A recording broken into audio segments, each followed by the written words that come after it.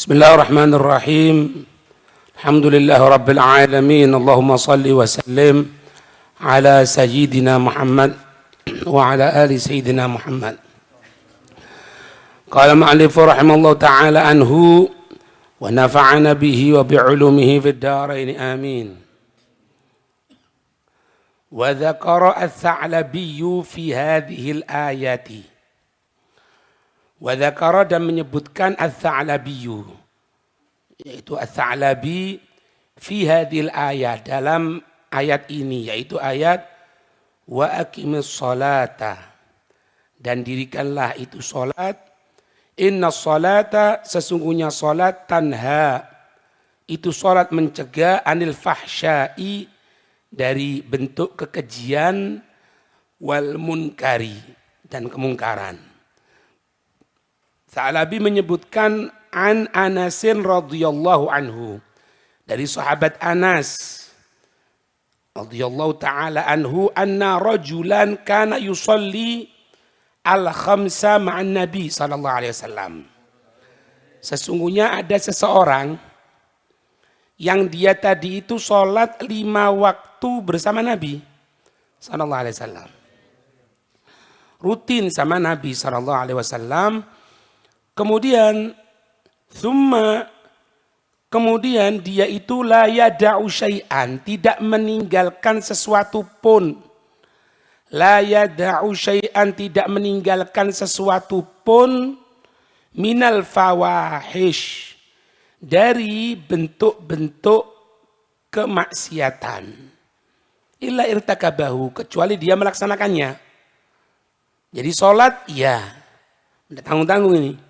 Sholatnya itu bersama baginda Rasul sallallahu alaihi wasallam.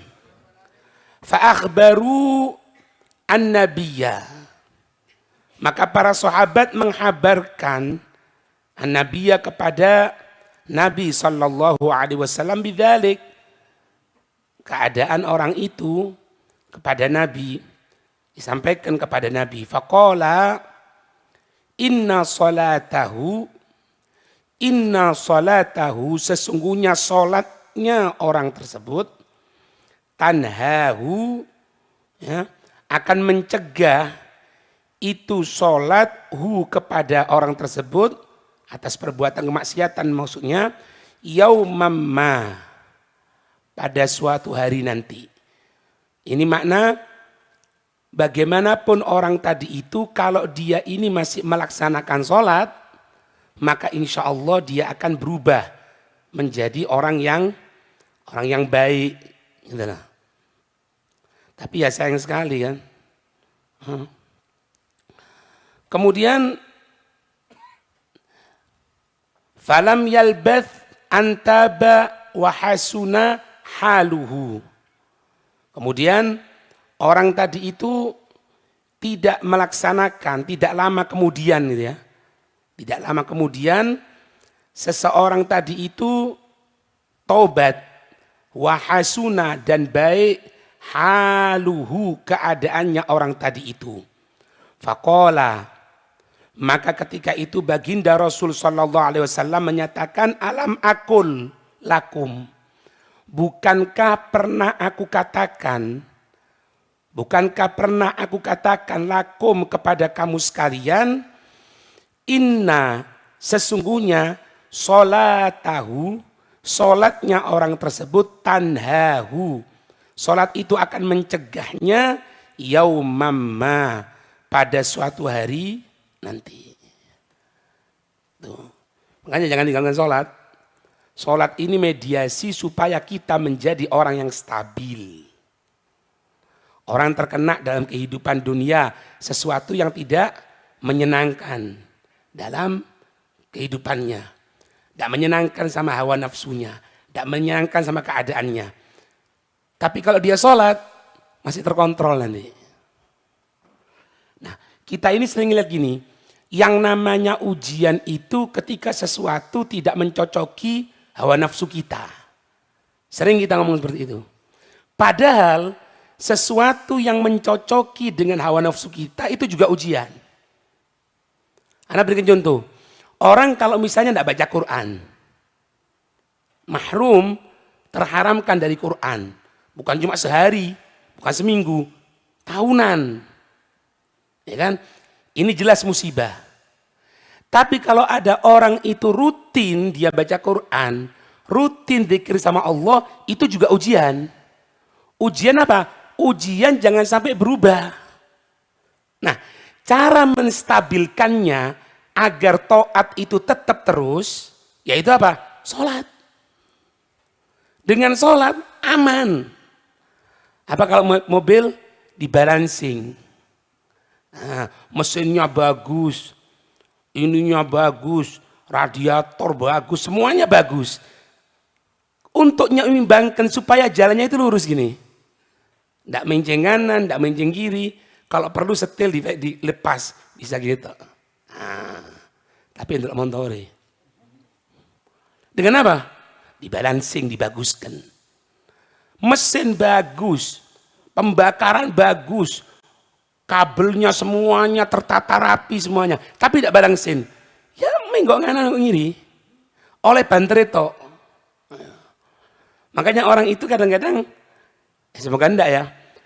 Biasanya kalau bahasanya orang sekarang, hijrah. Ya, ini orang ini baru hijrah. Padahal arti hijrah itu pindah sebetulnya. Cuma di sini banyak diartikan hijrah itu dari yang tidak baik menjadi baik, yang gitu kan. Itu kalau setahun, 2 tahun, Masya Allah. Setahun, 2 tahun, Masya Allah. Ya mbak ya, mungkin tidak sampai setahun lah.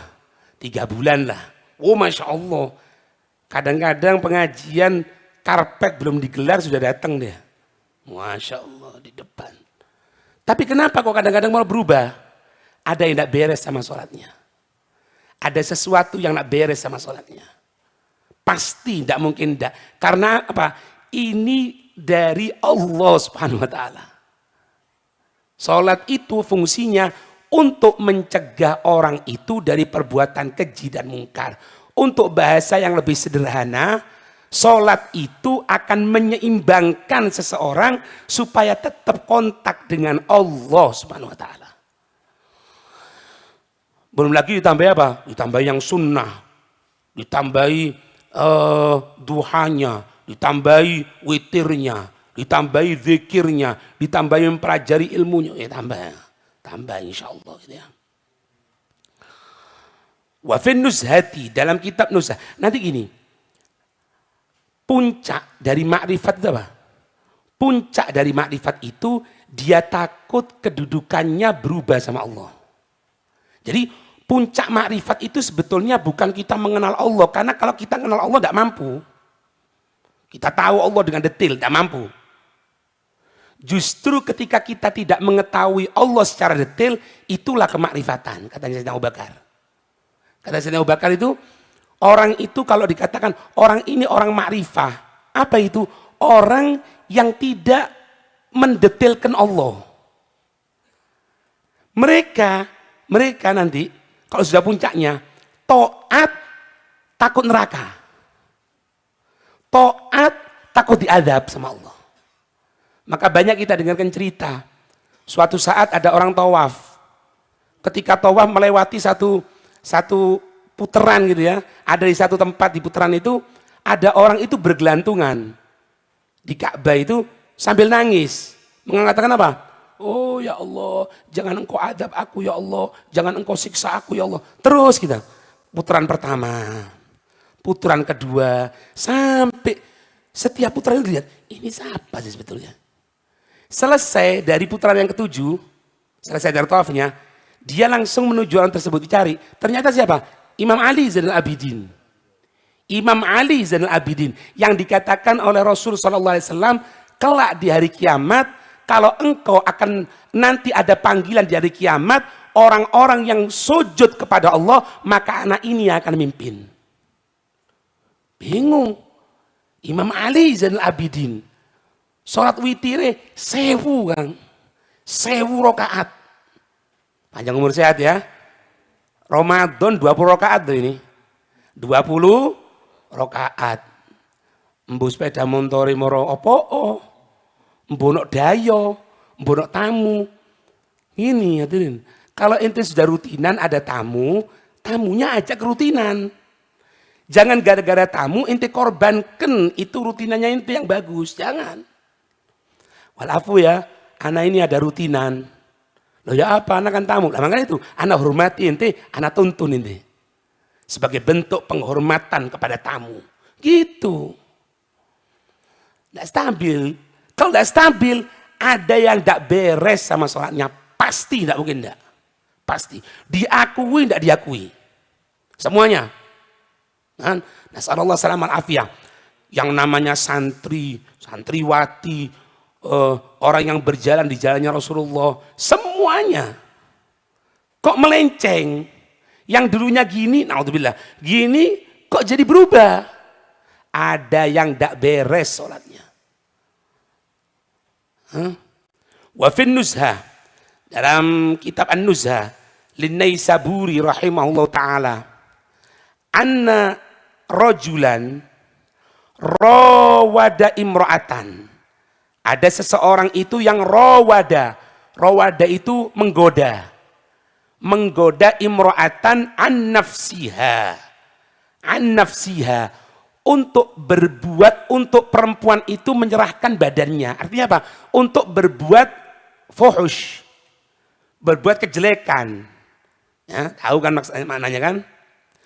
Fa akhbarat zaujaha bidalik. Wanita itu menghabarkan kepada suaminya akan hal tersebut. Faqala gulilahu. Katanya si laki-laki tadi itu, si suaminya tadi itu, gulilahu. Gulilahu. Katakan kepada orang tadi itu, salli khalfa zauji arba'ina sabahan. Sampaikan ya, sama laki-laki yang goda itu, supaya dia sholat bersama suamiku. Maksudnya sholat sama aku. Selama berapa? Arba'ina sobahan. Arba'ina sobahan. 40 hari. Sobahan ya. Berarti apa? Lebih condong kepada apa? Subuh. Karena apa? Subuh paling beratnya sholat. Ya. Subuh. Jadi kalau orang itu sholat maghrib, sholat isya, alhamdulillah syukur sama Allah. Tapi kalau subuh bisa rutin, wajib, bukan cuma syukur, sujud syukur ini. Wajib. Istilah anda bukti ini. Ana ini beb, seneng beb kalau Jumat karena antum baca surat Sajdah beb. Ana ingat guru ana yang terdahulu. Masya Allah. Ternyuh hati ana. Ya Allah. Hati nangis golek tisu dah ono ana. Ya Allah. Hilang. Mbunang deh. Tidak paham. Umroh. Tuh, bukan di sini nih. Anak cerita di Amazon sana. Di Amazon, bukan di sini. Enggak. Kalau ente tersinggung, ya ente aja sensitif. Enggak di pengajian paling enak temu ya. Kadang-kadang gitu. Kadang-kadang gitu. Ya Allah, seakan. Sampai, ya kadang ya enggak boleh sebetulnya ya. Kadang makanya ketok orang-orang seperti itu moro-moro ngomong sama kita orang gitu ya, misalnya, Habib, anak kalau melihat antum ingat bagaimana keadaan Rasulullah. Weh, tak delok. Oh si Saulan. Oh iya masya Allah. Iya iya iya.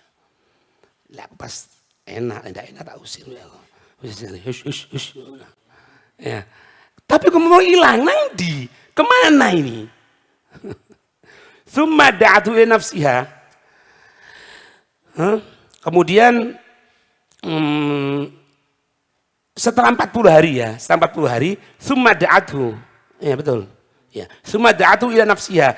Kemudian perempuan itu balik yang ngajak. Setelah 40 sobahan, 40 hari dia sholat bersama suaminya, tidak telat sama sekali. Setelah 40 hari, yang sebelum 40 hari itu dia yang ingin kepada itu perempuan, sekarang dibalik, perempuan itu yang nyoba dulu. Itulah. Faqala, apa katanya orang tadi itu? Inni tubtu ilallah azza wa jalla. Sesungguhnya aku bertaubat kepada Allah azza wa jalla atas perbuatan hal tersebut. Itu maksudnya. Fa akhbarat zaujaha bidzalik. Maka perempuan itu menghabari kepada suaminya tentang keadaan laki-laki itu yang mulai baik tadi itu. Faqala.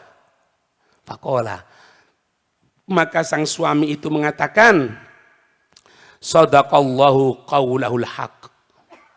Maha benar perkataan firman Allah. Maha benar firman Allah subhanahu wa ta'ala. Inna salata. Sesungguhnya salat. Tanha. Akan mencegah itu salat. Anil fahsyai wal munkari. Dari perbuatan keji dan mungkar. Itu. Ya. Kalau salat aman. Sing ndak aman itu, sing bahaya itu pada sholat. Ya.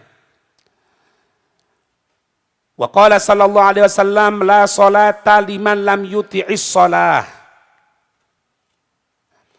La sholata, tidak ada nilai sholat tersebut lam yuti'is sholata, yang orang tadi itu tidak mentaati sholat itu sendiri. Yang dia tadi itu tidak mentaati sholat itu sendiri. Bagaimana yang dimaksud dia mentaati sholatnya tadi itu? Waman intaha anil fahsyai wal munkari, maka barang siapa intaha, yang dia bisa berhenti anil fahsya, dari perbuatan keji, wal munkari, dan perbuatan mungkar, faqad ato as-shalah, maka dia benar-benar telah mentaati sholatnya.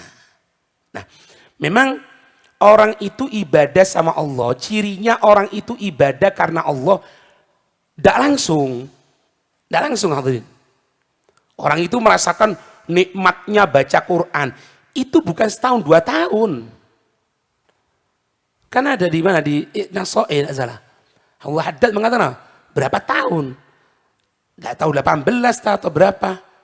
18 tahun katanya beliau baru aku bisa merasakan nikmatnya bangun malam. 18 tahun. Tidak telat tuh ya. Ibadah sama Allah. Nah, kita kan enggak, kadang-kadang ada sesuatu hajat sama Allah SWT. Ayo dong. Inti kalau baca ini nanti insya Allah hajat ini digobul. Ana sudah baca, Beb, kok belum gobul-gobul, ya kenapa? Piro le? Seminggu. Hah? Seminggu. Nabi Zakaria berapa tahun? Minta untuk punya anak. 40. Arba'ina sanatan. 40 tahun. Nabi dan Rasul. Nabi Zakaria. Sampai setelah arba'ina sanatan, datang itu malaikat memberikan kabar gembira bahwasanya akan memiliki anak. Kemanusiaannya muncul. Ini normal. Loh, bagaimana aku punya anak? Aku sudah tua, istriku sudah tua mandul lah. Tidak mungkin. Allah berkehendak. Nabi Yahya. Iya. Pengajian setahun tadi alim. Alim apa? Ibn Hajar 40 tahun belajar. 40 tahun. Petang 10 tahun, Kang. Iki 5 tahun bingung zuat. Nih. Ana bosen, Beb. Ana capek. Loh, kalau inti bosen katanya ilmu kan ngomong sama kita. Ilmu itu ngomong sama kita. A'tini kullak wa a'tika ba'd. Berikan kepadaku ini semuanya yang kita miliki. Semuanya yang kita miliki. Berikan semuanya. Apa? Pikiran, serius, konsentrasi, istiqomah. Ya. Nyari masalah, nulis masalah, tanya sama guru, dekat sama orang yang ngerti ilmu. Berikan semuanya. Katanya ilmu, wa atika ba'd. Aku akan memberikan sama kamu separuh. Nah, kalau separuh ya apa? Separuh. Oleh piro? Ndak ono. 1 separuh kok. Ente ngasih separuh, yo entek. Yo nganggur kon. Bukan kon ya kita. Aku ndak enak kon. Kita lah. Kita ya betul. Makanya orang itu kadang-kadang kan jemu ini dan sebagainya. Ya kita minta sama Allah. Untuk supaya tidak jemu. Untuk supaya balancing sama Allah Subhanahu Wa Ta'ala. Ya itu. Enggak berdalil. Enggak Beb. Pokoknya gini Beb. Antum pegang anak punya omongan. Ya apanya kalau omonganmu ya apa gitu. Anak meskipun sudah zuat Beb. Insya Allah tapi istiqomah. Wis ta'ala li. Uang itu lek wis taklim tapi duwe bojo. Ibaratnya numpak perahu bolong situ. Bolong satu, betul. Lubang satu. Dua. Kapan dua itu? Lain dua anak. Dua anak loro. Ibarat telu. Ada taklim. Pempes entek. Buyar. Oh ya. Terus sampai kapan, Beb? Sampai kapan ya taklimnya? Kira-kira sampai kapan ya? Tahu tuh sampai kapan? Bukan. Sampai pengumuman di musola. Ada pengumuman di musola, itu berhenti di dunia. Di akhirat lanjut. Tapi kalau sudah di akhirat, amal perbuatan taat itu bukan karena takalif, bukan karena paksaan-paksaan, anda sudah merasakan nikmat. Maka jangan kaget ketika Nabi SAW menyatakan, aku ziarah ke tempat Nabi Allah Musa dikubur dan aku dapatkan beliau sholat. Di jero kubur sembahyang yo apa, Beb? Nikmat lain. Kalau di sini perlu untuk dipaksa. Perlu untuk dipaksa. Hah? Ente lihat ya, cerita-cerita orang soleh itu. Syekh Abdul Qadir Jailani itu dulu kalau mau rojaah kan ngantuk. Kalau mau rojaah itu ngantuk. Sehingga apa? Beliau berdiri di atas tembok yang tinggi. Tembok yang tinggi berdiri saya belajar. Jadi kalau mulai ngantuk kaget. Mulai ngantuk kaget, hilang. Ya. Ada juga yang kalau tidur itu kakinya dikasih tali di jempolannya. Dicentelkan ke jendela. Jendelanya kena angin, ikan ketarik-ketarik. Jadi tidak bisa tidur. Lek saiki tadi opa-opa ndak iso disiram banyu. Biar. Lek disiram banyu sik turu. Ya afdalu dzikri wa lam annahu. Iya. Itu ya. Insyaallah sedikit tok pokok berkah sudah ya. Insyaallah ya. Wallahu a'lam bissawab.